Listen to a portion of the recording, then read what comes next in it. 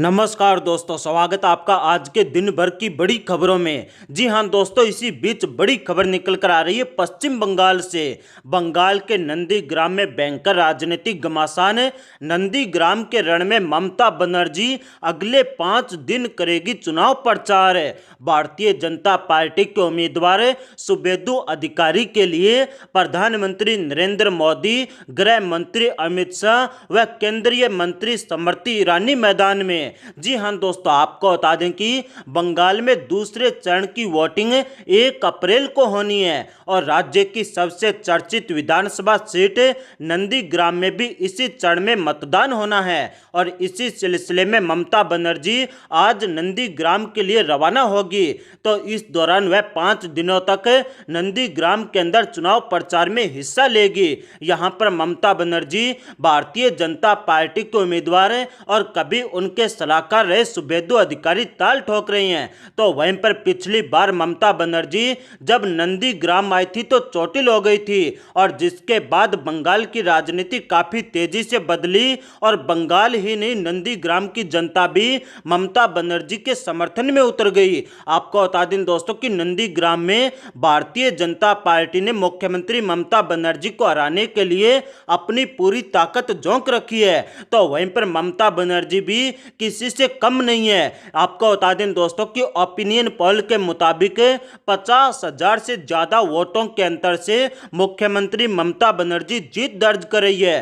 तो वहीं पर दूसरी तरफ है केंद्रीय गृह मंत्री अमित शाह ने बंगाल में पहले चरण के मतदान के बाद बड़ा बयान दिया है। गृह मंत्री अमित शाह ने कहा कि बंगाल के अंदर हम बड़ी जीत दर्ज कर रहे हैं। जी हां दोस्तों, आपको बता दें कि केंद्रीय गृह मंत्री अमित शाह ने पहले चरण के मतदान के बाद पश्चिम बंगाल और असम में भारतीय जनता पार्टी के जीत हासिल करने का भरोसा जताया है। उन्होंने पहले चरण में बंगाल की 30 विधानसभा सीटों में से 26 से ज्यादा सीटों के ऊपर जीत हासिल करने का दावा किया है।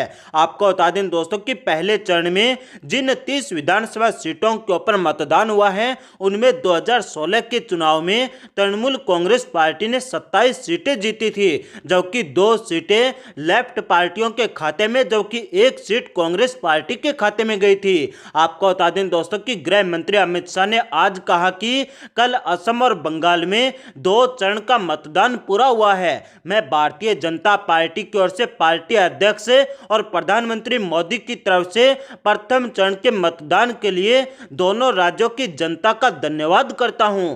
गृह मंत्री अमित शाह ने दोनों राज्यों में भारतीय जनता पार्टी के जीत हासिल करने का दावा किया है। आपको बता दें दोस्तों कि नई दिल्ली के अंदर आयोजित प्रेस कॉन्फ्रेंस के अंदर गृह मंत्री अमित शाह ने कहा कि पश्चिम बंगाल में 84% से ज्यादा वोटिंग और असम में 79% से ज्यादा मतदान होना बताता है कि जनता में भारी उत्साह है। असम कुछ वर्षों पहले और बंगाल भी पहले चुनावी हिंसा के लिए जाना जाता था और इस बार दोनों जगह मतदान शांतिपूर्ण हुआ है और किसी भी व्यक्ति की जान कहीं भी नहीं गई है। ये दोनों राज्यों के लिए शुभ संकेत है। आपको बता दें दोस्तों कि गृह मंत्री अमित शाह के दावे के विपरीत ममता बनर्जी ने भी दावा किया है कि इस बार वो 30 विधानसभा सीटों के पहले चरण के मतदान में पिछली बार की तरह 27 विधानसभा सीटें जीत रही हैं। आपको बता दें दोस्तों कि भारतीय जनता पार्टी लगातार पैसे धन बल के दम पर